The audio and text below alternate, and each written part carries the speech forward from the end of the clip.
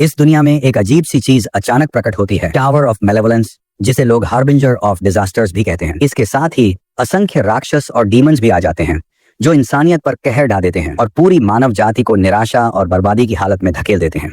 उनका आतंक इतना ज्यादा होता है कि इंसान एक्सटिंक्शन के बिल्कुल करीब पहुंच जाता है, जब तक कि पहली पीढ़ी के अवेकेंड, जिन्हें फाउंडर्स कहा जाता है, खड़े नहीं हो जाते। ये लेजेंडरी वॉरियर्स एक एक करके इन राक्षसी खतरों से लड़ते हैं और आखिरकार टावर को तबाह कर देते हैं। पहली बार इंसानों ने उन दूसरी दुनिया से आए मॉन्स्टर्स पर जीत हासिल की। फाउंडर्स को हीरोज की तरह पूजा जाता है।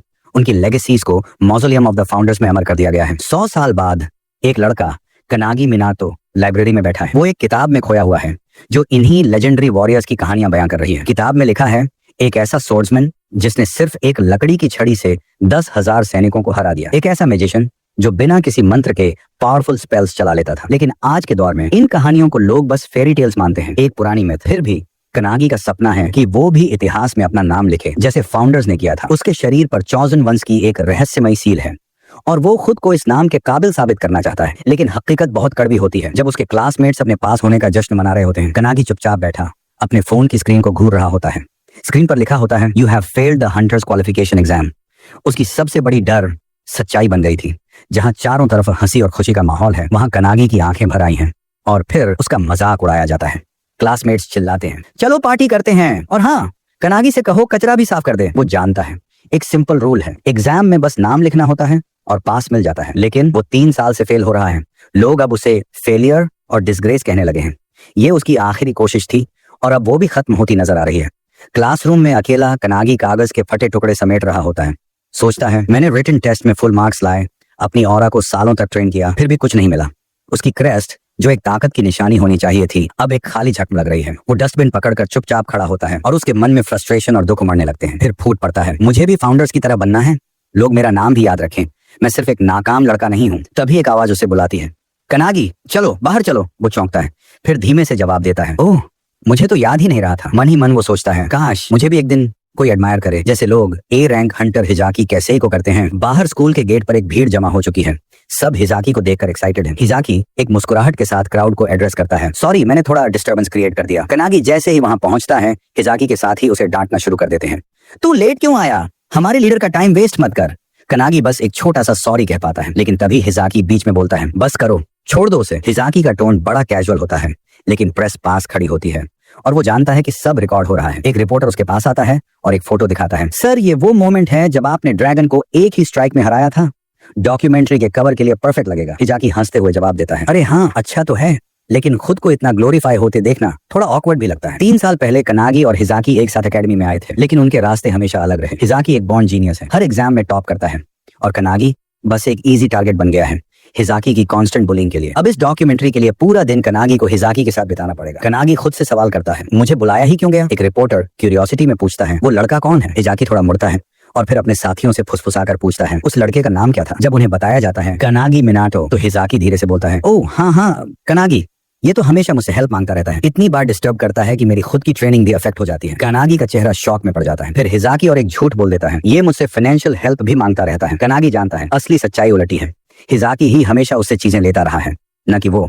रिपोर्टर्स हिजाकी की बातों से इंप्रेस हो जाते हैं और जैसे ही आइसिंग ऑन द केक, हिजाकी कनागी को पकड़कर कैमरा की तरफ कहता है, ये लड़का भी एक दिन अवेकेंड बनेगा, हिस्ट्री में अपना नाम छोड़ेगा। रिपोर्टर्स कनागी की तरफ घूम जाते हैं, आप कुछ कहना चाहेंगे? You must be so grateful. Kanagi कुछ बोलने ही वाला होता है, पर तभी हिजाकी धीरे से उसके कान में कहता है, तू फेल हो गया है, तू वर्थलेस है, बेटर है चुप रहे। उसका हाथ कनागी के कंधे को कसकर दबाता है। कनागी फिर से अपने पुराने ह्यूमिलिएशन को याद करता है। डर के मारे वो बस एक नकली सी मुस्कान के साथ बोलता है, शब्द नहीं है शुक्रिया अदा करने के लिए। हिजाकी फिर कंट्रोल अपने हाथ में ले लेता है, टाइम कम है, आगे बढ़ते हैं। वो अपनी शाइनी ट्रॉफीज की तरफ इशारा करता है। कनागी की रूह कांप जाती है। पीछे से रिपोर्टर्स की बातें सुनाई देती हैं, इस कनागी का नाम बताने लायक भी है, कौन ध्यान देगा इस पर, छोड़ो। कनागी समझ जाता है इस दुनिया में सिर्फ पावर मैटर करती है, मोरालिटी की कोई वैल्यू नहीं। कनागी अपना नाम बोलने की कोशिश करता है, पर उसकी आवाज डूबने लगती है। तभी फिर से हिजाकी आता है अपने एंटोराज के साथ, बिना कॉन्टेक्स्ट दिए कहता है, फाउंडर्स के मौजोलियम में मिलो स्कूल के बाद। कनागी हैरान, क्यों? हिजाकी मुस्कुराता है और कहता है, तुझे टेस्ट फिर से देने का मौका मिलेगा। कनागी पूरी तरह कंफ्यूज्ड है। हिजाकी उसे भरोसा दिलाता है, एसोसिएशन से मैं बात कर लूंगा, बस डॉक्यूमेंट्री की आखिरी सीन मौजोलियम में शूट होनी है, पब्लिक इमेज भी मेंटेन करनी है। और फिर जाते जाते हिजाकी ये साफ कर देता है, तेरे पास कोई चॉइस नहीं है। कनागी वहीं खड़ा रह जाता है उलझन में। वो जानता है हिजाकी उसे सिर्फ एक पॉन बना रहा है अपनी इमेज के लिए, फिर भी ये एक रेयर मौका है। एक हल्की सी मुस्कान उसके चेहरे पर आ जाती है। इस बार मैं फेल नहीं होऊंगा। और फिर फाउंडर्स के मौजोलियम में कैमरा रोल हो रहे होते हैं। डॉक्यूमेंट्री की आखिरी सीन शुरू होती है। हिजाकी ग्रैंड तरीके से खड़ा है और अपने वर्ड से एक नई कहानी की शुरुआत करता है। रिपोर्टर्स का इंटरव्यू खत्म होते ही वो हिजाकी को थैंक करते हैं। सर, हमें एक कमाल की फोटो मिली है। हिजाकी शालीनता से मुस्कुराते हुए जवाब देता है, मैं आर्टिकल का इंतजार कर रहा हूँ। रिपोर्टर्स जैसे ही निकलते हैं, हिजाकी मौसोलियम के और अंदर की तरफ जाता है जहां उसके लोग कुछ खोद रहे होते हैं। वो पूछता है, एंट्री पॉइंट मिला? एक सबऑर्डिनेट एक्साइटेड होकर एक छिपे हुए रास्ते की तरफ इशारा करता है। सर, लगता है यही है। क्या ये वही है जिसका हम इंतजार कर रहे थे? तभी पीछे से एक आवाज आती है, तुम लोग यहाँ कर क्या रहे हो? हिजाकी हंसते हुए ऑलमोस्ट मजाक उड़ाते हुए जवाब देता है, अब तक तो तुम्हें समझ जाना चाहिए था, हम बस एक छोटी सी ट्रेजर हंट कर रहे हैं। कनागी गुस्से से चिल्ला उठता है, ये कब्रें हैं हिजाकी, तुम ये भी नहीं समझते कि यहाँ कौन दफन है? हिजाकी बिना कुछ सोचे एक फाउंडर की मूर्ति को लात मार देता है और कहता है, पास्ट कोई मैटर नहीं करता, मुझे बस अपना फ्यूचर चाहिए और ये सब सिर्फ पुरानी राख है। कनागी की आंखों में आक्रोश होता है। फाउंडर्स लेजेंड थे, मैं उनकी लेगेसी को फॉलो करना चाहता हूँ। वो गुस्से में हिजाकी पर झपटता है, लेकिन हिजाकी बड़ी आसानी से उसका वार डॉज करता है और फिर एक जोरदार पंच उसके पेट में मारता है। कनागी दर्द से गिर पड़ता है। हिजाकी उसे मारता रहता है। तभी एक आदमी आता है और चिल्लाता है, सर, हमें कुछ मिला है। वो एक कलेक्शन दिखाता है जिसमें एक ग्लोइंग क्रिस्टल भी होता है जिससे रहस्यमयी ऑरा निकल रही होती है। हिजाकी की आंखें चमक उठती हैं। अब मुझे कभी काम करने की जरूरत नहीं पड़ेगी, ये ट्रेजर ही मेरी जिंदगी बदल देगा। कनागी दर्द में कराहता हुआ उन्हें रोकने की कोशिश करता है, रुको, ये गलत है, पर उसकी आवाज कोई नहीं सुनता। हिजाकी उसका कॉलर पकड़ता है और कहता है, कनागी, तुझे मैं शुरू से ही यूज कर रहा था, मुझे पता था तू लाइब्रेरी में क्या पढ़ता है, तेरे ड्रीम्स भी मुझे पता थे। वो हंसता है, तू सिर्फ एक पॉन था और अब तेरा काम खत्म हुआ। वो कनागी को घसीटते हुए बाहर ले जाता है। एक क्लिफ के किनारे पहुंचकर हिजाकी कहता है, तो एक आखिरी बार, तेरा नाम क्या था? फिर खुद ही हंसकर कहता है, छोड़, कोई याद भी नहीं रखेगा। और फिर वो उसे नीचे फेंक देता है। कनागी नदी में गिरता है, उसकी आंखें बंद होने लगती हैं। पानी में डूबते हुए कनागी सोचता है, सालों की मेहनत, सारी ट्रेनिंग सब बेकार चली गई। उसका मन डूबने लगता है, क्या मैं सच में कभी कुछ था ही नहीं? तभी एक रहस्यमयी लाइट उसके चारों ओर फैल जाती है। आवाजें गूंजने लगती हैं। एक वेसल मिल गया है। कनागी कंफ्यूज्ड है। उसके सामने धुंधली आकृतियां बनती हैं, फाउंडर्स की आत्माएं। एक स्पिरिट उसकी क्रेस्ट की तरफ इशारा करता है, क्रेस्ट ऑफ नथिंगनेस। इसमें कोई शक्ति नहीं, पर ये वो सब कर सकता है जिसकी कल्पना भी कोई नहीं कर सकता। वो उसे एक चॉइस देते हैं, हम में से किसी एक से कॉन्ट्रैक्ट कर ले, मैजिक, स्वॉर्ड्समैनशिप, एंड्योरेंस या एल्केमी, जो चाहे चुन ले। कनागी पहले सोचता है, मुझे भी हिजाकी जैसा स्ट्रांग बनना है, लेकिन फिर वो सोच बदल देता है, नहीं, मैं किसी की कॉपी नहीं बनूंगा, मुझे ऐसी ताकत चाहिए जो सबको भूल जाए, पर मुझे नहीं। स्पिरिट्स उससे दोबारा पूछते हैं, किसे चुनोगे? कनागी चीखता है, मुझे सब कुछ चाहिए। फाउंडर्स शॉक्ड हो जाते हैं, ये असंभव है, कोई भी वेसल इतना सब कुछ झेल नहीं सकता। पर कनागी अब्सॉर्ब करना शुरू कर देता है। सारे स्पिरिट्स उसके अंदर समा जाते हैं। सब हैरान, ये कैसे पॉसिबल है? इतना कमजोर लड़का सबको कैसे अब्सॉर्ब कर रहा है? उधर एक हिलटॉप पर खड़ा हिजाकी एक तेज लाइट एक्सप्लोजन देखता है। नदी से उठती एनर्जी उसे चौंका देती है। पानी उफान मारता है और फिर कनागी उड़ते हुए हिल पर लैंड करता है। अब उसके अंदर एक अलग सी ऑरा है, तेज, रेडिएंट, कमांडिंग। हिजाकी का एक आदमी हंसता है, लुक एट दिस लूजर, वापस आ गया। और क्या, लकड़ी की टहनी से लड़ने आया है? कनागी एक पेड़ की पतली सी शाख तोड़ता है और उसे घुमाता है। लोग हंसते हैं, स्टिक से लड़ेगा? सीरियसली? हिजाकी गुस्से में चिल्लाता है, इस बार इसका सर काट दो। एक आदमी आगे आता है, मैं ए रैंक स्वॉर्ड्समैन हूँ, तेरे लिए ये ऑनर होगा कि मैं तुझे काटूं। वो अपनी तलवार से कनागी पर वार करता है। हवा छींटती है, लेकिन अगले पल खून बह रहा होता है। स्वॉर्ड्समैन खुद गिर पड़ा होता है। कनागी एकदम शांत खड़ा है, हाथ में बस एक लकड़ी की टहनी। वो कहता है, तो यही था तेरा स्वॉर्ड्समैनशिप, थोड़ा मुझे भी सिखा देता। हिजाकी का दूसरा आदमी स्पेल चांट करता है, पर उससे पहले कनागी बोलता है, थंडरबोल्ट हदाद। एक तेज स्पेल बिजली की तरह गिरती है और वो आदमी जमीन पर ढेर हो जाता है। हिजाकी दंग रह जाता है, ये कैसे? उसे वो पुरानी लेजेंड्स याद आ जाती हैं। एक स्वॉर्ड्समैन जो सिर्फ लकड़ी से 10,000 को हरा दे और एक मैजिशियन जो बिना मंत्र स्पेल्स चलाए। कनागी अब वही मिथ बन चुका है। कनागी आगे बढ़ता है, तू कहता था मैं कोई नहीं हूँ, अब मैं बनूंगा वो नाम जिसे कोई भूल नहीं पाएगा। फाउंडर्स की आत्माएं उसके अंदर खुश हैं, हम आजाद हो गए हैं और अब कनागी हमारा नया एवटार है। उनमें से एक हिनोकी राइचिरू कनागी से कहता है, तू मेरी लेगेसी याद रखता है? अच्छा लगा, अब ये पेटी हिजाकी को भूल, देख पीछे क्या आ रहा है। कनागी पीछे देखता है, हिजाकी डर के मारे कांप रहा होता है। मैं ए रैंक हूँ, मुझसे पंगा मत ले। कनागी बिना हिचकिचाए एक जोरदार पंच उसकी नाक पर मारता है। हिजाकी हवा में उड़ जाता है। तभी एक मिस्टीरियस बैग से एक डार्क ऑरा निकलती है। कनागी चौंक जाता है, पर हिनोकी मुस्कुराता है। अब असली खेल शुरू होगा। उधर शहर में एक 3 सिर वाला भेड़िया हमला कर रहा होता है। किसारागी कोई चिल्लाता है। किसारागी एक एस रैंक हंटर हवा में छलांग लगाकर वाटरफॉल इंपैक्ट से उस बीस्ट को चीर देता है। लोग तालियां बजाते हैं, वाह, एक ही स्ट्राइक में ए रैंक मॉन्स्टर को हराया। किसारागी मुस्कुराकर कहता है, हिजाकी कहाँ है? कोई बोलता है इंटरव्यू में व्यस्त होगा, आजकल उसे ही लोग यंग होप कहते हैं। किसारागी जवाब देता है कोई बात नहीं, उसकी पॉपुलैरिटी हमारे गिल्ड के लिए ही अच्छी है। तभी अचानक एक तेज एनर्जी पूरे शहर को घेर लेती है। शहर कांप उठता है, लोग गिरने लगते हैं, यहाँ तक कि हंटर्स भी खड़े नहीं हो पा रहे। किसारागी के चेहरे पर चिंता आ जाती है, ये कोई एस रैंक मॉन्स्टर है। शहर की गलियों में लोग एक एक कर गिरने लगते हैं। फाउंडर्स मौजलम से निकली भयानक प्रेशर अब पूरे शहर को अपनी पकड़ में ले रही थी। जंगल के अंदर हिसाकी कांपता हुआ जमीन से उठने की कोशिश करता है। उसकी आंखों के सामने वो भयानक क्रीचर उस बैग से बाहर निकलता है। ये क्या है? डेमन है? मॉन्स्टर? वो बुदबुदाता है डिसबिलीफ में। कनागी ठंडी आवाज में जवाब देता है तेरे लालच ने सील तोड़ दी हिसाकी। ये टावर का एक बॉस मॉन्स्टर है जो सदियों से बंद था, अब आजाद हो गया है। हिसाकी की आंखों में डर उतर आता है, उसे सब समझ आ चुका था। फाउंडर रेलिक्स को छूते ही सील टूट गई और एक एंशिएंट नाइटमेयर बाहर आ चुका था। हिनोकी उस क्रीचर को गौर से देखता है, ये एम्प्टीनेस का एम्बॉडीमेंट है, इस रैंक से भी ऊपर। इसकी पॉइजनस ऑरा कई किलोमीटर तक लोगों को मार सकती है। हिसाकी अब घबराहट में पागल हो चुका था। मुझे यहाँ से निकलना है अभी। कनागी चेतावनी देता है रुक जा, हिलेगा तो मरेगा, बट इट्स टू लेट। जैसे ही हिसाकी भागने की कोशिश करता है, मॉन्स्टर लाइटनिंग स्पीड से रिएक्ट करता है। उसके टेंटिकल्स फट से आगे बढ़ते हैं और हिसाकी की चेस्ट के आर पार हो जाते हैं। हिसाकी चीखता है, उसका वही सोर्ड जिससे उसने कभी ड्रैगन मारा था आज बेकार साबित हुआ। मॉन्स्टर उसके जिस्म को अपनी जगह पर चिपका लेता है और उसकी लाइफ फोर्स चूसना शुरू कर देता है। कनागी बस खड़ा रहता है, जानता था ये होने वाला है। हिनोकी एक हाथ कनागी के कंधे पर रखता है। तू चाहे तो मैं कंट्रोल ले लूं और तुझे अपनी एक हाथ की तलवार की शैली दिखाऊं, पर तभी बाकी फाउंडर्स उसे पकड़ लेते हैं। तेरा प्लान क्या है हिनोकी? अकेले कंट्रोल लेना चाहता है क्या? हिनोकी हंसने की कोशिश करता है पर बात नहीं बनती। कनागी बीच में बोलता है कंट्रोल किसी एक को नहीं मिलेगा, मेरा बॉडी सबके लिए है, लेकिन मैं तुम सबको प्रूव करके दिखाऊंगा कि मैं तुमसे कम नहीं। तुम में से जिसे भी कंट्रोल चाहिए मुझे अपनी ताकत दिखानी होगी। हिनोकी हैरान होता है लेकिन फिर वो मुस्कुराता है। इंटरेस्टिंग। हिनोकी पहला स्टेप लेता है, कनागी के बॉडी में मर्ज होता है। कनागी भी रेडी होता है और मॉन्स्टर पर वार करता है। हिनोकी का ब्लेड एक और फाउंडर की गाइडेंस में मॉन्स्टर का आर्म एक ही स्ट्राइक में काट देता है। मॉन्स्टर गुर्राता है, एक और हमला करता है। कनागी अब अगले फाउंडर की एजिलिटी के साथ उस स्विंग को इवेड करता है लाइटनिंग फास्ट मूव से। हर फाउंडर बारी बारी से उसके बॉडी को कंट्रोल करता है। कनागी अब मल्टी स्टाइल वॉरियर बन चुका था। वो टेंटिकल्स को पकड़ता है और पूरे जोर से मॉन्स्टर को जमीन पर पटक देता है। एक बो उठाकर कनागी उसकी आंखों में तीर मारता है। फिर वो व्हर्लविंड, फायर ब्रेथ और आइस अटैक्स एक साथ अनलीश करता है जैसे स्किल्स का तूफान हो। हिनोकी वापस कंट्रोल लेता है और हिसकी की टूटी हुई तलवार जमीन से उठाता है। मॉन्स्टर नीचे से सरप्राइज अटैक करता है। कनागी की आंखें पीली चमक उठती हैं। अब विजर्ड का कंट्रोल है। इलेक्ट्रिक शॉक, क्रीचर इलेक्ट्रोक्यूटेड होता है और कनागी हवा में जंप करता है। हिनोकी अपने वन हैंडेड सोर्ड टेक्निक के साथ हवा में ही वार करता है। गेकीरू तची वेव कटिंग ब्लेड। मॉन्स्टर बीच से कट जाता है और गिरते ही मर जाता है। कनागी की आंखों में संतोष है, उसके होंठों पर हल्की सी जीत की मुस्कान। पास की एक पेड़ पर एक रेवन सब देख रहा होता है। शहर में एक टॉल टावर पर खड़ा एक आदमी फोन उठाता है। क्या मॉन्स्टर ऑलरेडी मारा गया? वो पूछता है। किसने मारा? दूसरी तरफ से आवाज आती है। एकेडमी का स्टूडेंट था, रेवन की फुटेज में दिखा है। वो आदमी है चिहारा मिडोरी, दुनिया का सबसे ताकतवर अवेकन। वो कहता है मुझे उस स्टूडेंट से मिलना है। अगले दिन सुबह मिडोरी मॉन्स्टर की लाशों के ढेर पर बैठा होता है। एकेडमी के डायरेक्टर को कॉल करता है, एस रैंक मॉन्स्टर मारा गया है, पर मैं नहीं था।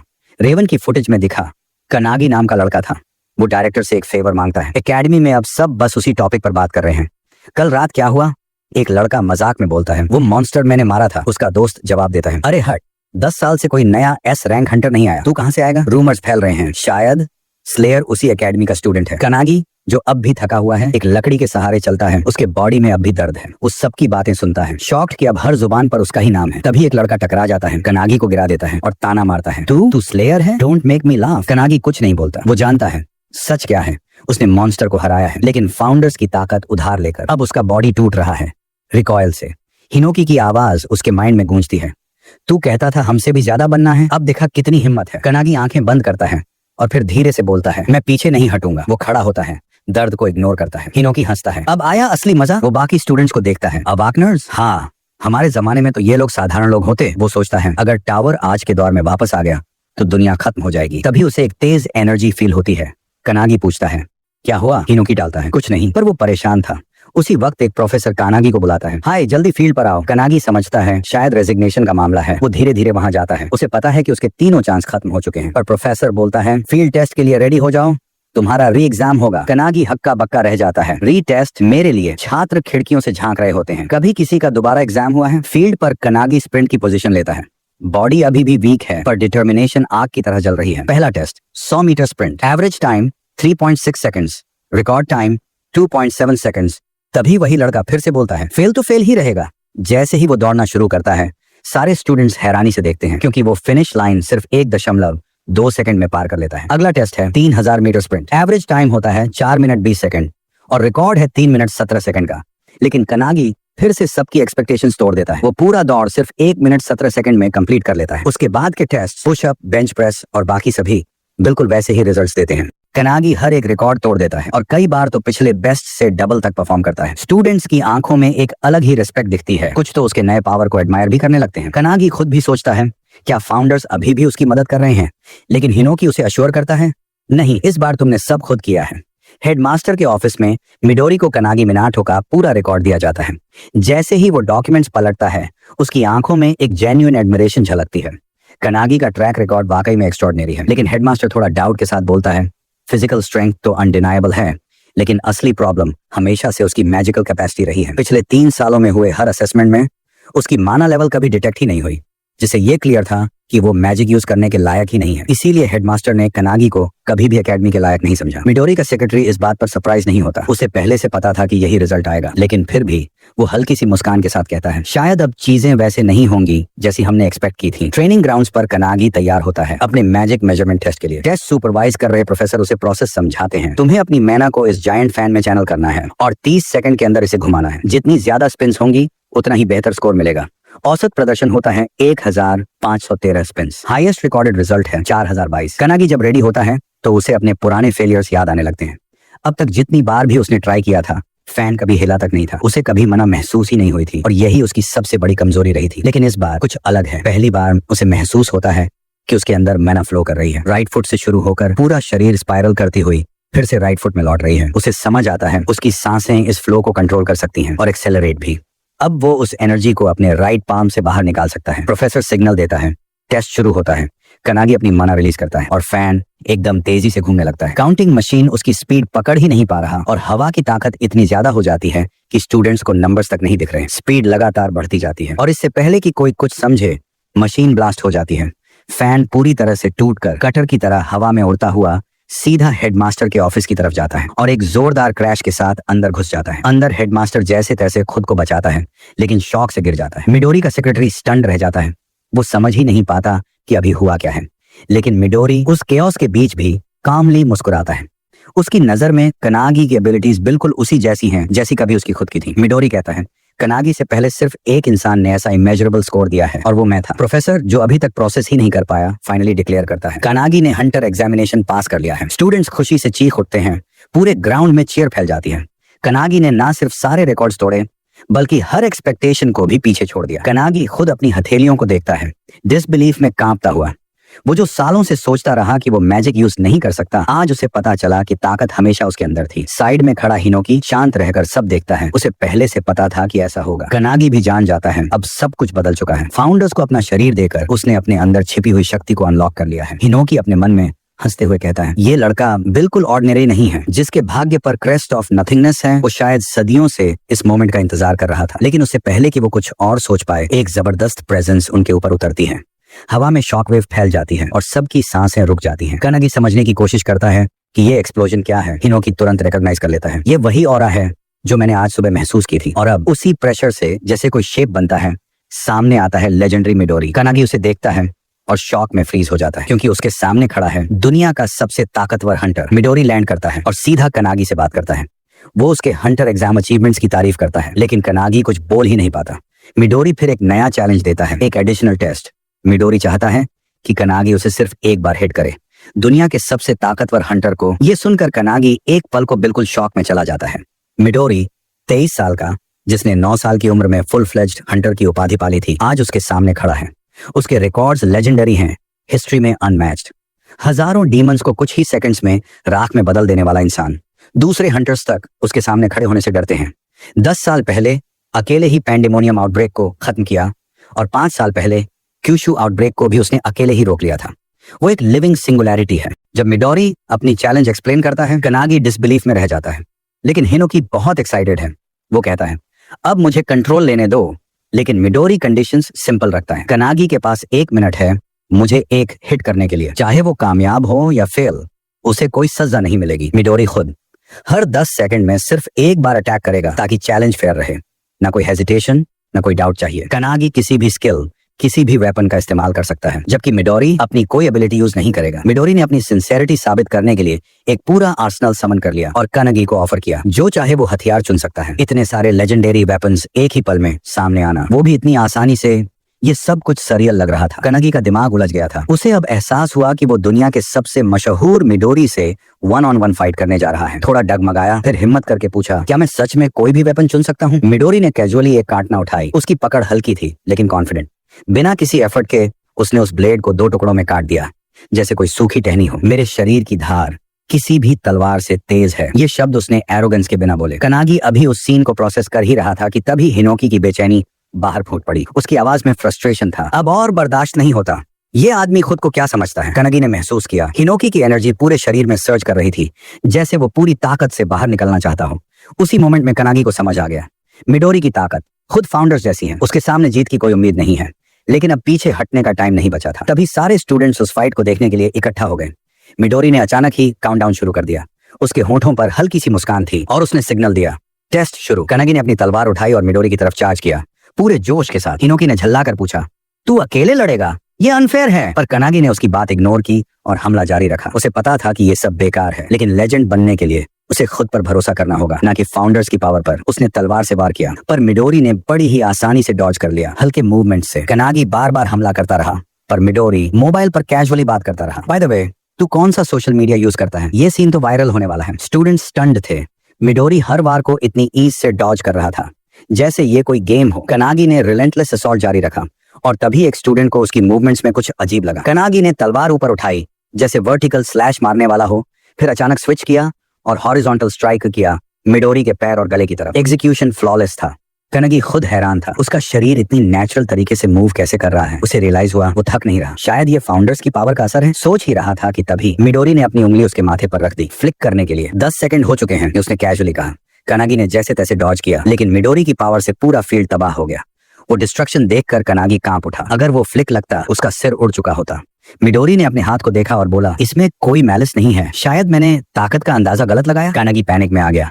अगर ऐसे ही चला तो वो मारा जाएगा। वो डेस्परेटली कोशिश करने लगा अपने उस पावरफुल वर्जन को रिकॉल करने की। एक दमदार ओरा उसके शरीर से निकली। मिडोरी भी चौंक गया। कनागी ने दोबारा हमला किया, इस बार और भी तेज। स्टूडेंट्स चिल्ला उठे, कैमरा तो पकड़ ही नहीं पा रहा। मिडोरी ने कनागी के अंदर एक बदलाव नोटिस किया। क्या कोई स्पेशल कंडीशन है पावर अनलॉक करने की, या कनागी कुछ छुपा रहा है? टाइम देखा, फिर बोला, 10 मोर सेकंड्स हो चुके हैं। इस बार मिडोरी झुककर उंगली से फ्लिक करने की बजाय सीधे सीने पर मारा। कनागी दीवार से टकराया, खून थूकते हुए गिरा, लेकिन चेहरे पर एक मुस्कान थी। वाह, मैं दुनिया के सबसे स्ट्रॉन्ग अवेकेंड से लड़ रहा हूँ। उसे समझ आ गया, अगर उसका शरीर वैसा ही होता जैसा कल था, वो अभी तक मर चुका होता। उसे खुशी हुई, मतलब वो स्ट्रॉन्ग हो रहा है। लेकिन साथ ही ये भी समझ गया, ये स्किल अभी मिडोरी की टेस्ट पास करने के लिए काफी नहीं है। फिर भी उसने ब्रूट फोर्स के साथ एक बार और चार्ज करने का फैसला किया। तभी मिडोरी उसकी आंखों के सामने आ गया। कनागी रुक गया।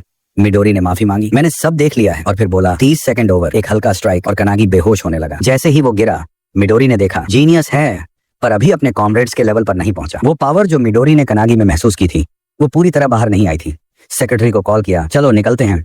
काफी डिसअपॉइंटमेंट हुआ। तभी कनागी ने अपनी तलवार फिर से पकड़ी। मिडोरी ने पीछे से एक इंटेंस ऑरा महसूस की।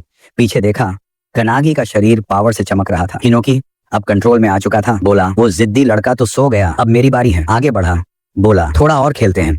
कनागी की स्पिरिट जो अब बाहर थी घबरा गई। ये क्या हो रहा है? पर मिडोरी मुस्कुराया। ये वही प्रेजेंस है जो मैंने पहले महसूस की थी। सोचने लगा, क्या ये कोई और है या कोई स्किल? लेकिन एक बात साफ थी, कनागी अब एक मॉन्स्टर बन चुका है, हिनोकी के कंट्रोल में। कनागी ने मिडोरी पर अचानक वार किया। हे, लॉस्ट मत हो। मिडोरी ने नोटिस किया, उसकी स्पीड और स्ट्रेंथ नेक्स्ट लेवल पर पहुंच चुकी है। तलवार मिडोरी के चेहरे के करीब आई, वो तुरंत झुक गया। कनागी ने दोबारा स्विंग किया। मिडोरी को पीछे हटना पड़ा। स्टूडेंट्स हैरान थे। Midori now on the defensive. Kanagi चिल्लाया, बोरिंग हो तुम, सीरियसली फाइट करो ना। अगर मुझे हल्के में लिया तो बीट कर दूंगा। मिडोरी ने हंसते हुए कंफर्म किया, ठीक है। एक किक के साथ कनागी को वेपन्स के पीछे की तरफ उड़ाया। तुरंत वेपन्स हवा में उड़ गए। मिडोरी भी जंप किया, कनागी को सरप्राइज करते हुए, और एक वेपन पकड़ लिया। कनागी खुश हो गया, फाइनली अब मजा आएगा। और फिर दोनों का एक इंटेंस मिड एयर बैटल शुरू हुआ। पांव से पांव टकराए। स्टूडेंट्स स्टन्ड रह गए। हर अवेलेबल वेपन उन्होंने यूज किया और सिर्फ ताकत से उन्हें तोड़ते चले गए। कनागी के शरीर के अंदर फाउंडर्स इस फाइट को देख रहे थे। हिनोकी अब पूरी ताकत से लड़ रहा था और मिडोरी उसे मैच कर रहा था। ओल्ड मैन स्पिरिट बोला, चलो हम भी ज्वाइन करते हैं। दूसरे फाउंडर ने डांटा, तू बेवकूफ है क्या?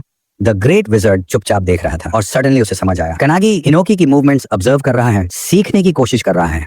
हिनोकी नीचे से जंप करते वक्त सेंटर ऑफ ग्रेविटी शिफ्ट करता है, लेकिन उसी वक्त तलवार टूट गई। हिनोकी गुस्से में भर गया। ये घटिया क्वालिटी वाले वेपन्स। मिडोरी को ये लड़ाई बेहद एक्साइटिंग और मजेदार लगती है, लेकिन जल्दी ही उसे समझ आता है कि अब कोई सोर्ड्स बची ही नहीं है, और वो सोचता है क्या कनागी अब फायर आर्म्स का इस्तेमाल करेगा। एक टीजिंग सी स्मर्क के साथ मिडोरी जोर से चिल्लाता है, सिर्फ 10 सेकंड्स बचे हैं, और मजाकिया अंदाज में पूछता है अब हिनोकी क्या करेगा। हिनोकी पीछे की बिल्डिंग की तरफ नजर डालता है और फौरन उस पर कूद जाता है। वो सीधा उस आदमी के पास पहुंचता है जिसने पहले कनागी को धक्का दिया था, और उसकी सोर्ड छीन लेता है। तभी मिडोरी भी उसके करीब आता है और हिनोकी की तरफ जोर से पंच फेंकता है। धमाके की तेज आवाज से बिल्डिंग हिल जाती है। किस्मत से हिनोकी सही वक्त पर बच जाता है और मिडोरी के सामने दोबारा आ खड़ा होता है। दोनों हवा में ही फिर से भिड़ जाते हैं, एक दूसरे पर लगातार वार करते हुए। मिडोरी जोश में चिल्लाता है कि ये फाइट कितनी मजेदार है और कहता है चलो थोड़ी देर और लड़ते हैं। उधर स्टूडेंट्स देखते हैं कि बिल्डिंग गिरने वाली है। जैसे जैसे लड़ाई रूफटॉप तक पहुंचती है, मिडोरी का सेक्रेटरी बिना किसी टेंशन के सब देख रहा होता है। मिडोरी अपना हाथ एक मैसिव फैन पर रखता है, इतनी ताकत से पकड़ता है कि फैन में दरारें पड़ जाती हैं। वो उस फैन को बिल्डिंग से निकालकर हिनोकी की तरफ ताकत से फेंक देता है, लेकिन वो शॉक में रह जाता है जब हिनोकी अपनी एक हाथ की सोर्ड से उस फैन को डाइस की तरह काट डालता है। फैन टुकड़ों में बिखर जाता है और मिडोरी एक्साइटमेंट में हिनोकी की स्किल की तारीफ करता है, पर हिनोकी समय बर्बाद नहीं करता और सीधा अपनी सोर्ड मिडोरी की तरफ फेंकता है। मिडोरी के लिए हैरानी की बात होती है कि सोर्ड उसके पास पहुंचते ही टूट जाती है। मिडोरी कामली अपना हाथ उठाता है, उस पर निशाना साधता है और कहता है 60 सेकंड हो चुके हैं। फिर अपनी हथेली से वार करता है जिससे हिनोकी नीचे गिर पड़ता है। हिनोकी गुस्से में बड़बड़ाता है, पर इससे पहले कि वो कुछ कर पाए, कनागी अचानक उसकी पीठ पर कूदकर उसे बाकी फाउंडर्स की तरफ धकेल देता है। मिडोरी का अटैक कनागी की तरफ आता है, लेकिन कनागी सॉफ्टली अपने हाथ से उसे साइड कर देता है और अटैक को डॉज कर लेता है। ये मूव देखकर मिडोरी और हिनोकी दोनों स्टन्ड रह जाते हैं, पर इम्पैक्ट में कनागी का एक हाथ टूट जाता है। इसके बावजूद वो फोकस नहीं खोता और अपने ठीक हाथ से मिडोरी के फेस पर पंच मार देता है। भीतर से ये लड़ाई एक एंडलेस चेस मैच जैसी लगती है, जहां दोनों खिलाड़ी बराबर की ताकत रखते हैं। हालांकि हिनोकी को पता है कि ये सब सिर्फ कुछ पलों में हुआ है।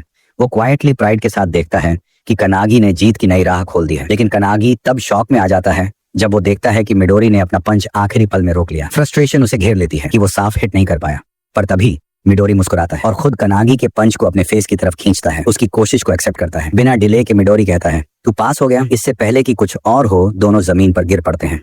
स्टूडेंट्स जो लड़ाई देख रहे थे कंफ्यूजन में बुदबुदाते हैं कि ये हुआ क्या। मिडोरी अब भी कनागी के बेहोश शरीर को पकड़े हुए अपनी सेक्रेटरी रिन को बुलाता है और कहता है कि अब चलना चाहिए। रिन पास आती है और क्वाइटली पूछती है रिजल्ट क्या है।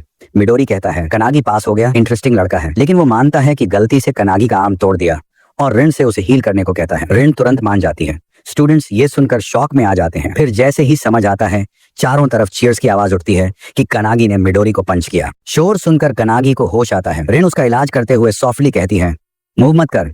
वो थैंक यू कहता है। रिन उसे टेस्ट पास करने की बधाई देती है। कनागी डिसबिलीफ में अचानक उठकर बैठता है। क्या मैंने सच में मिडोरी को हिट किया? तभी मिडोरी उसके पास आकर मुस्कुराता है और कैजुअली कहता है पास तो पास होता है। वो बताता है कि उसने बीच में फाइट को सीरियसली लेना शुरू कर दिया था और कनागी की तारीफ करता है कि उसने स्ट्रॉन्गेस्ट अटैक को डॉज किया और उसके मूवमेंट्स इंप्रेसिव थे। वो कनागी से कहता है कि इसे प्राउडली फील करे। कनागी थोड़ी देर में नॉर्मल होकर शुक्रिया कहता है और तुरंत पूछता है अब आगे क्या होगा। उसका सवाल सुनकर रिन थोड़ी कंफ्यूज होकर मिडोरी की तरफ देखती है और मिडोरी भी आंसर ढूंढता है। रात को घर पर कनागी अपनी माँ के साथ सफाई कर रहा होता है। माँ कैजुअली पूछती हैं कितने गेस्ट आने वाले हैं। कनागी अनश्योर होकर कहता है शायद सिर्फ एक। माँ आज के दिन को याद करते हुए कहती हैं कितना बड़ा दिन था, टेस्ट पास किया और मिडोरी की नजर में भी आया। वो प्राउडली कहती हैं कि उसका बेटा मेहनत से सब कुछ कर सकता है। कनागी क्वाइटली सुनता है और अप्रिशिएट करता है। फिर माँ थोड़ा वरी करते हुए कहती हैं इतना बड़ा आदमी घर आएगा, कहीं इसे डॉग हाउस ना समझ ले। कनागी थोड़ा इरिटेट होकर कहता है माँ वो ऐसा इंसान नहीं है। काम खत्म करके वो अपने कमरे में जाता है और थक कर बेड पर गिर जाता है। उसकी नजर मिडोरी के दिए हुए कार्ड पर जाती है और उसे एक अजीब सी चिंता होती है। वो सोचता है मिडोरी ने इतना सोचा क्यों नहीं। उसके दिमाग में दिन की लड़ाई के विजुअल्स आते हैं जब रिन ने मिडोरी को गिराकर उसका पैर मोड़ा था और मिडोरी दर्द में चिल्लाया था। तभी मिडोरी ने कहा था कि अब तू मेरा कॉमरेड बनेगा। कनागी कंफ्यूज्ड होकर कहता है मैंने तो कभी ऐसा कुछ कहा ही नहीं। रिन गुस्से में मिडोरी का पैर और ज्यादा कस के ट्विस्ट करती है। मिडोरी सॉफ्टी कहता है बहुत लोग देख रहे हैं, रात को तेरे घर आकर सब डिटेल में बताएंगे असली दुश्मन कौन है और तेरे पास क्या चॉइसेस हैं। कनागी सोचता है ये एनिमीज कौन हो सकते हैं, क्योंकि टावर तो फाउंडर्स ने ऑलरेडी गिरा दिया और अब हंटर्स सिर्फ एस्केप मॉन्स्टर्स को मारते हैं। वो यही सोचते सोचते सो जाता है। अचानक हिनोकी की आवाज से उसकी नींद खुलती है। वो देखता है कि हिनोकी और बाकी फाउंडर्स उसके रूम में खड़े हैं। कंफ्यूज्ड होकर वो पूछता है तुम लोग यहाँ क्यों हो, क्या बात कर रहे थे। हिनोकी कैजुअली कहता है बस डिस्कस कर रहे थे, अब खत्म हो गया। कनागी डर के मारे अपने आप को ढकते हुए पूछता है, तय हो गया कि मेरा बॉडी कौन लेगा? तभी डोरबेल बजती है। कनागी सॉरी कहते हुए कहता है, शायद मिडोरी होगा, बाद में बात करेंगे। वो दरवाजे की तरफ बढ़ता है। बाहर अंधेरा है और उसे अनईजी फीलिंग आती है। जैसे ही वो दरवाजा खोलता है, शॉक में देखता है कि उसकी माँ जमीन पर गिरी हुई है। पैनिक में वो माँ की तरफ भागता है, लेकिन तभी किचन में बैठा हुआ एक आदमी दिखता है। वो आदमी उसकी माँ के बनाए खाने को आराम से खा रहा होता है और कहता है, टेस्ट अच्छा है। फिर मॉकिंग अंदाज में कहता है, माँ को थोड़ा डिसिप्लिन सिखा, कस्टमर्स को इम्प्रेस करना है तो बेटर खाना बनाना पड़ेगा। कनागी गुस्से में चिल्लाता है, तू है कौन और मेरी माँ को क्या किया?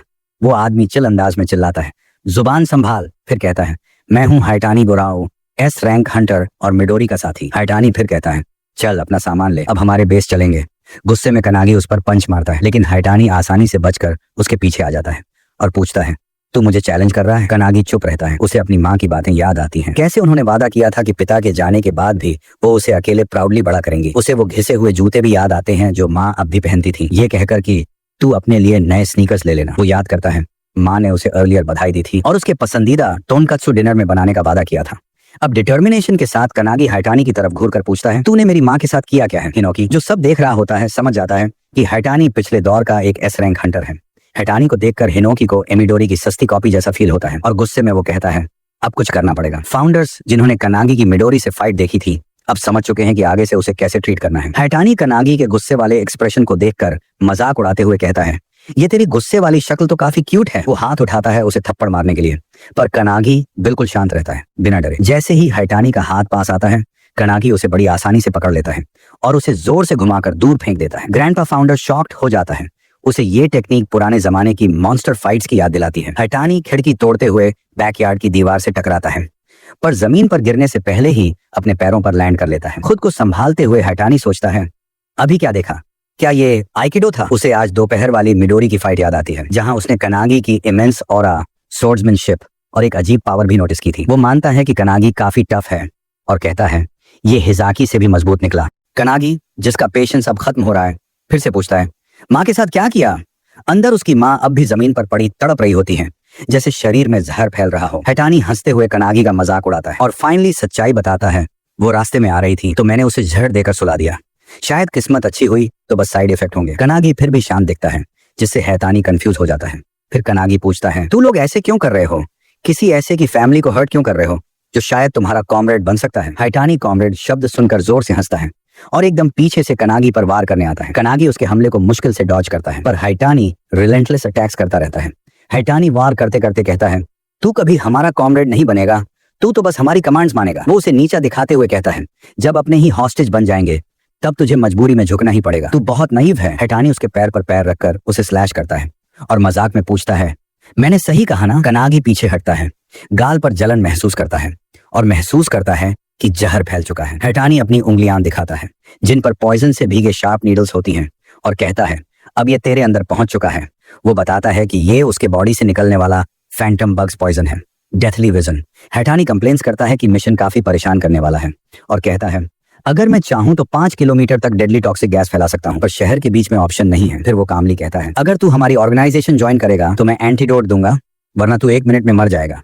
कनागी सोचता है, ये जहर कितना लीथल है। किसी भी नॉर्मल इंसान के लिए तो ये डेथ सेंटेंस ही है। वो अपने हाथ की तरफ देखता है और मन ही मन भगवान वैलेंटाइन से पूछता है, क्या तू मेरे अंदर है?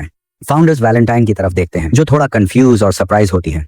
कनागी सॉफ्टली सॉरी बोलता है और कहता है, मुझे बाद में जड़ न्यूट्रलाइज करना सिखा देना।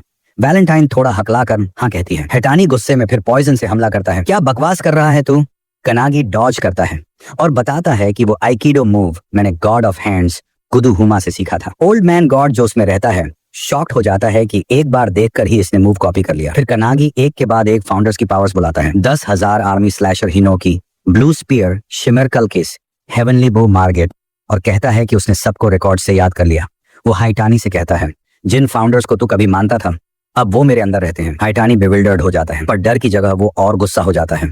अब मैं तुझे दर्द का असली मतलब बताऊंगा। वो नीडल्स से हमला करता है। कनागी जंप करके बच जाता है। हाइटानी की स्ट्राइक पास के पेड़ पर लगती है और पेड़ तुरंत सूख कर मर जाता है।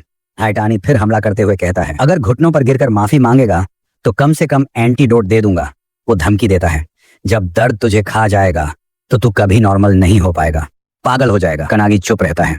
जैसे ही हाइटानी पास आता है वो साइड में स्लाइड करता है, अपना हाथ हाइटानी की छाती पर रखता है और एक्टिवेट करता है फिस्ट ऑफ सेंट वॉन तक। हैटानी खून थूकता है। शॉक में इम्पैक्ट से वो स्ट्रीट लाइट पर जा टकराता है। फिर कनागी उसके पीछे किक करता है फीट ऑफ लाइट आइलरसन से, जिससे हैटानी दूर जा गिरता है। आइलरसन जो उसके अंदर रहता है भी उसकी पावर देखकर स्टंट रह जाता है। हैटानी फिर भी खड़ा हो जाता है और दोनों हाथों से हमला करता है। कनागी उसके अटैक के बीच से निकल जाता है, कुछ नीडल्स तोड़ देता है और शार्प बीक कोराल अटैक से उसके पेट पर मारता है। फिर ड्रैगन्स क्लॉ रोवन का स्किल इस्तेमाल कर उसे स्लैश करता है। रोवन भी अंदर से सरप्राइज हो जाता है। हैटानी उसे पकड़ने की कोशिश करता है, पर कनागी फ्लिपर ऑफ लेलेग से उसे हवा में घुमा देता है। हैटानी हवा में सोचता है, ये क्या हो रहा है? पॉइजन ने जजमेंट पर असर क्यों नहीं किया? कनागी एक्टिवेट करता है मेगस ऑफ ट्रूथ, मेल्टियस साइलेंटियस और हैटानी पर छोड़ता है, जिससे जोर का एनर्जी ब्लास्ट होता है। सब शॉक्ड रह जाते हैं। हिनोकी एक्साइटेड होकर बाकी फाउंडर्स से कहता है, देखा, हैटानी को हराने के बाद इसने हमारी सारी मूव्स कॉपी कर ली। वो कहता है, मुझे परवाह नहीं कि इसकी पावर क्रेस्ट ऑफ नथिंगनेस से आती है या नहीं, पर ये इंटरेस्टिंग है। फाउंडर्स भी अग्री करते हैं। हिनोकी सजेस्ट करता है, अगर हम इसे ट्रेन करें तो ये सबसे स्ट्रॉन्ग अवेकनर बन सकता है। दूर रूफ टॉप्स पर कुछ हुडेड लोग कनागी को पकड़ने के लिए भाग रहे होते हैं। उनमें से एक कहता है, जल्दी करो, नेमोर की गिल्ड्स भी कनागी के पीछे हैं। तभी पीछे से मिडोरी प्रकट होता है और काम होकर कहता है, अगर 15 हैं तो तू आखिरी होगा। मिडोरी उसकी आंखों के पास उंगली रखकर उसका सिर घुमाता है और छत पर जोर से पटक देता है। मिडोरी रेवंस कॉल से रिन से कांटेक्ट करता है। रिन जवाब देती है, मैं पहुंच चुकी हूँ, कोई अवेकनर्स पास नहीं है। पर फिर वो शॉकिंगली कहती है, पर कोई और यहाँ पहले से था। मिडोरी चुप रहता है। रिन बताती है, वो हैतानी था, एक एस रैंक हंटर, पॉइजन का मास्टर। वो कानागी को ढूंढने आया था, पर बुरी तरह हरा दिया गया। मिडोरी रूफटॉप की तरफ देखता है जहाँ हैटानी पड़ा रहता है, उसका मुंह थोड़ा खुला हुआ। मिडोरी सोचता है, आखिर वहां हुआ क्या? कुछ देर बाद वो कनागी के घर पहुंचते हैं। मिडोरी हाथ जोड़कर ब्राइट स्माइल के साथ कहता है, शाबाश कनागी। वो जेन्युइनली एडमायर करता है। मैंने सोचा भी नहीं था कि तू एस रैंक हंटर को गिरा देगा। मिडोरी तुरंत पूछता है, क्या तुझ पर झर का असर हुआ था? कनागी शर्माते हुए गाल खुजाता है। सॉफ्टली कहता है, मैं और माँ दोनों ठीक हैं। हिनोकी आर्म्स फोल्ड करके अनइम्प्रेस्ड रहता है और रिमाइंड करता है, वैलेंटाइन ना होती तो रात नहीं कटती। वैलेंटाइन थक कर सॉफ्टली ग्रोन्स करती है। हिनोकी उसकी तारीफ करता है, 5 सेकंड्स में सब हैंडल कर देना कमाल है। वैलेंटाइन कैजुअली कहती है, ज्यादा मुश्किल नहीं था। जब झर बनाने वाला सामने ही पड़ा हो तो कुछ ब्लड सैंपल से एंटीडोट निकालना आसान होता है। मिडोरी सॉफ्टली सांस छोड़ता है और फिर कनागी की तरफ देखता है। थोड़ा लेट आने के लिए माफी मांगते हुए मिडोरी उसे भरोसा दिलाता है कि आज की वीडियो की वजह से जो भी ऑर्गेनाइजेशंस अब उसे टारगेट कर रही हैं, उनसे बचने के लिए उसने पहले से तैयारी कर ली है। कनागी जो अब तक सब कुछ प्रोसेस कर रहा होता है, आखिर वो सवाल पूछता है जो उसके दिल में सबसे भारी था। वो पूछता है, क्या हैटानी झूठ बोल रहा था जब उसने कहा कि वो मिडोरी का कॉमरेड है? मिडोरी बिना हिचक के सिर हिलाता है और साफ कहता है, हाँ वो झूठ था। वो जोड़ता है, बहुत लोग हैं जो अपना फायदा उठाने के लिए मेरा नाम यूज करते हैं। ये मैटर क्लियर होते ही वो वापस रिन की तरफ देखता है और पूछता है, तैयारी हो गई? जैसे ही वो पूछता है, रिन उसके बगल में आकर सिर हिलाती है। वो बताती है, सारा डैमेज रिपेयर कर दिया है। कनागी की आंखें डिसबिलीफ में फैल जाती हैं। वो घर की तरफ देखता है। उसकी खिड़की और बैकयार्ड वॉल फिर से वैसे ही ठीक हो चुकी थी जैसे कुछ हुआ ही नहीं। मिडोरी ब्राइट स्माइल के साथ कहता है, चलो अब अंदर चलते हैं, तेरे फ्यूचर के बारे में बात करनी है। कनागी कुछ पलों के लिए वहीं खड़ा रह जाता है। दिल में एक्साइटमेंट और हल्की नर्वसनेस दोनों महसूस करता है। अगले दिन कनागी की माँ उसे गेट तक छोड़ने आती है। गाड़ी उसका इंतजार कर रही होती है। माँ याद दिलाती है, कुछ भूल तो नहीं गया? कनागी मुस्कुराकर कहता है, माँ सब ठीक है, आप बेवजह वरी करती हो। माँ सोचती हैं, कल तक जो बच्चा मेरी गोद में था आज वो मिडोरी के घर जा रहा है, लेकिन मिडोरी ने कनागी की माँ से वादा किया था कि वो उसका ध्यान रखेगा और उसे एक शानदार हंटर बनाएगा। ये सुनकर कनागी के दिल में थोड़ी खुशी की लहर दौड़ती है, पर माँ की आंखों में अब भी थोड़ी चिंता रहती है।